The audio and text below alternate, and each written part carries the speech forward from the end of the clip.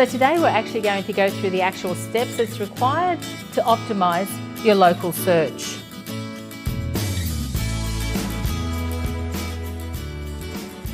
So the first step that you need to do, and it's extremely important, and if you've already watched the rest of the videos you understand how important it is that you have to define your NAP.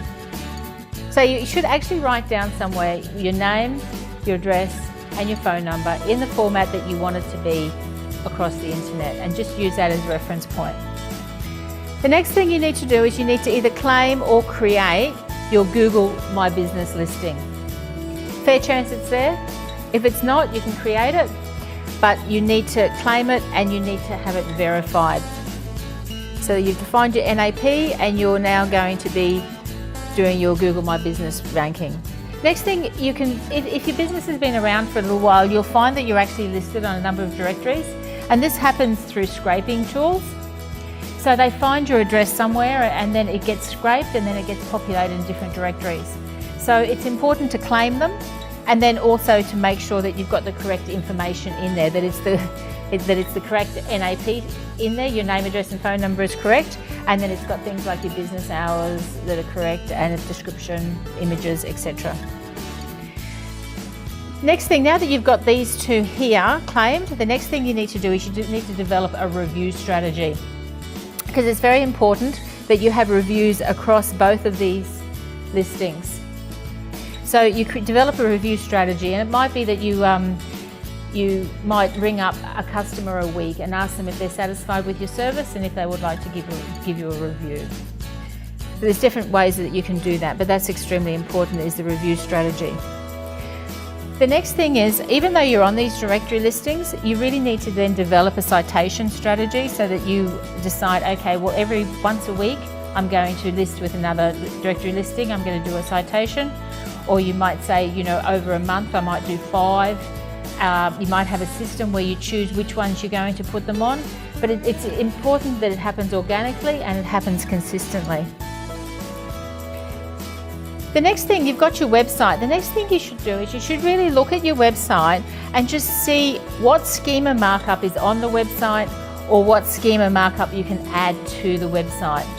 There's lots and lots of different schema markup that you can put on your website, and this schema markup actually tells the search engines more information about the actual content that you've got. So you can have schema markup that might define you as a local business. You might have schema markup that defines you as a shop. It might be schema markup that has for products, and products have attributes of colours and sizes and prices. The schema markup is very important, and it's an amazing tool that we can use. You should show your location on your website. So if you want to come up in local search, you really need to have your location on your website.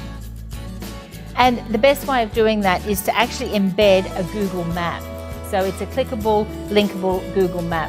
And if you do it properly, you'll be able to actually get the marker on it of where your business is located on the map. Okay, after you've ticked all these things off, the next thing you can do is you develop an external link strategy. So this is looking at getting backlinks on different websites apart from your directories and your Google My Business. So say, for example, you might subscribe to an industry organisation for your specific industry. So they might have a website. You might offer to post some articles in there.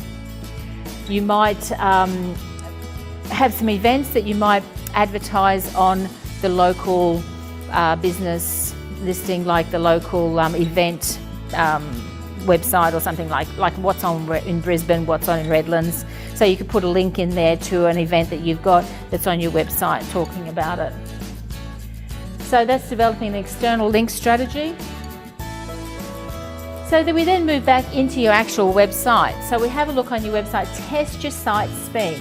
That's extremely important, because there's a strong correlation to your site speed, your bounce rate, and your bounce rate in relation to your conversions. So test the site speed through the Google Webmaster. There's a tool in there. I'll have the link at the bottom of the article. Test it. There's different ways you can increase your speed. but we can go further into that later. Things like the size of your images, the CSS, the way the site has been technically designed, and also even the hosting speeds of the hosting server that you're actually on. So the next thing that we need to look at is near that test here, there's also in that same testing with Google, you can make sure that the site is mobile friendly. Sometimes it might look mobile friendly to you, but when you actually do the testing, it might show that some of the click areas are a bit too close together, just little bits and pieces like that. So make sure you test it and make sure it's mobile friendly, because Google search results and also Bing search results are different for mobile as they are to desktop. So Google actually has two different search engines that it uses for the different algorithms. So you want to make sure that you come up high on the mobile friendly ones on the mobile, especially if you're a local business, because people are more inclined to search for local businesses on their mobile than they are on desktops. Another thing that you can do if you've got all these things ticked off is that you can start looking at rewording your content so that it's suitable for voice search results. So, you know, every mobile phone now is using the voice search, so just restructure your content so that the pages are answering questions that people might ask on the voice search. Something that you can do with that as well is that you can use the schema markup for questions. So there is a schema markup that's for questions and answers. So you might put a FAQ, frequently asked questions, as a category, and then you might have an article that might ask a particular question, and then you mark it up with the question and then the answer. It makes it a lot easier for the voice search to actually recognise that that is answering a question specifically. The next thing that you can have a look at is you can develop AMP pages. AMP pages are accelerated mobile pages, and these are something fairly recently that Google has been promoting. And what it does is it strips out a lot of the styling, a lot of the JavaScript specifically, anything that makes the page slower to load, it strips it out, but you have to have it set up so that it loads very, very fast. You don't make the choice on whether your AMP page is displayed or whether your normal page is displayed. The way the search engine pulls it is what chooses which one is which. But if you have it set up so that the AMP pages are available, if it's the best user choice, then the search engine will display the AMP page over the desktop page. Very, very good for things that you're linking from Facebook or social media, because quite often they're being linked through from on the mobile. So that's the accelerated mobile pages.